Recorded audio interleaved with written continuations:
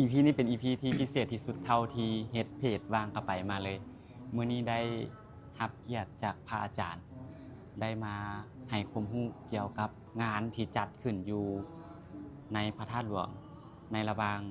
3-4 มื้อที่ผ่านมาเดี๋ยวมาฟังนำกันว่าเป็นงานหยังและมีที่ไปที่มาแนวใด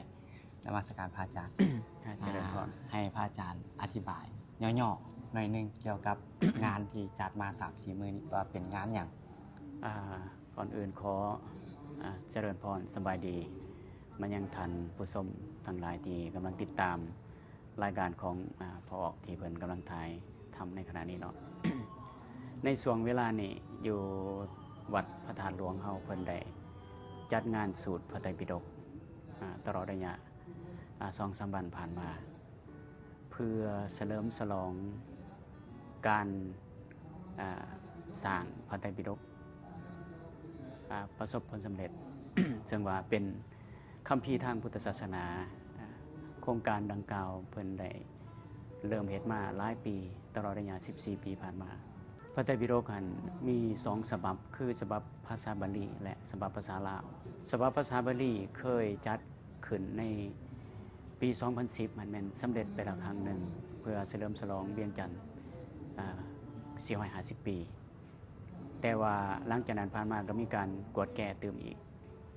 ก็เอิ้นว่าสัมหะกวดสัมหะ หลังจากที่เพิ่นกวดแก้ตื่มอีกแล้วเพิ่นก็นำเอามา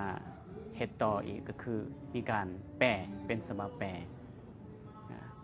พอดีในครั้งนี้แม่นสำเร็จเบิด2ฉบับแปลและฉบับภาษาบาลี เมื่อเป็นแน่นั้นแล้วทางองค์การพุทธศาสนาสัมพันธ์ลาวของพวกเราจึงเห็นได้ความสำคัญของครูบาอาจารย์ที่เป็นคณะกรรมการเฮ็ดพระไตรปิฎกมีประมาณ13 องค์หลังจากประสบสำเร็จแล้วก็มีการพิมพ์ออกมาเมื่อพิมพ์ออกมาแล้วเพื่อเฮ็ดให้เหตุการณ์นี้มีความสำคัญให้พ่อแม่ประชาชนรับรู้ข่าว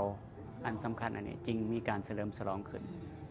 จัดอยู่ในกรมเรียนพระธาตุหลวงมีการสูตรเพราะว่าพระไตรปิฎกนี้มี3คัมภีร์ใหญ่ๆจึงเอิ้นว่าไตรปิฎกคำว่าไตรแปลว่า3ปิฎกหมายถึงกตาหรือว่าภาสนะหมายถึงคัมภีร์ก็ได้ที่บรรจุคำสอนของพระพุทธศาสนาขององค์สมเด็จพระสัมมาสัมพุทธเจ้าจึงเอิ้นว่าพระไตรปิฎกพระไตรปิฎกที่เป็นภาษาลาวนี่ถือว่าฉบับนี้เป็นฉบับแรกบ่ปกติแล้วในสมัยก่อนๆหั่นก็ก่อนที่ประเทศชาติรับการปลดปล่อยหรือว่าหลังจากนั้นเพิ่นก็เคยเฮ็ดแต่ว่าบ่สำเร็จแปลบ่ครบถ้วนเฮ็ดบ่แล้วเพราะว่ามันเหตุการณ์บ้านเมืองมันมีการเปลี่ยนแปลงก็เลยบ่ได้ประกาศใช้แบบนี้แม่นบ่ได้ประกาศใช้มีประมาณ 2-3 เล่ม2-3 เล่มเท่านั้นคือคำว่า 2-3 เล่มในตอนนั้นหมายความว่าเล่มนึงเป็นตัวแทนของพระสูตรเล่มนึงเป็นตัวแทนของพระวินัยเล่มนึงเป็นตัวแทนของพระอภิธรรมแต่ละเล่มหั่นมีแต่หัวเดียวปกติแล้วมันจะมี45 เล่มหมายความว่ารวมทั้งหมดนี่แม่น45 เล่ม45 เล่มและงานครั้งนี้แม่นแปลแล้วทั้งหมด45 เล่มแปลแล้วทั้งหมดหมายความว่าประชาชนคนทั่วไปสามารถที่จะเข้าถึงได้แล้วก็มาบูชานำเพิ่นได้ญาติโยมผู้ใดสนใจอยากศึกษาพระไตรปิฎกก็สามารถบูชาไปได้สามารถมาพันอยู่วัดธาตุหลวงได้เลยวัดธาตุหลวงหมายความว่าอยู่สำนักงานองค์การพุทธศาสนาทั้งหมดนี้แม่นที่ไปที่มาและก็ความหมายความสำคัญของงานที่เพิ่นจัดขึ้นอยู่ในพระธาตุหลวงในระหว่าง 3-4 มื้อที่ผ่านมา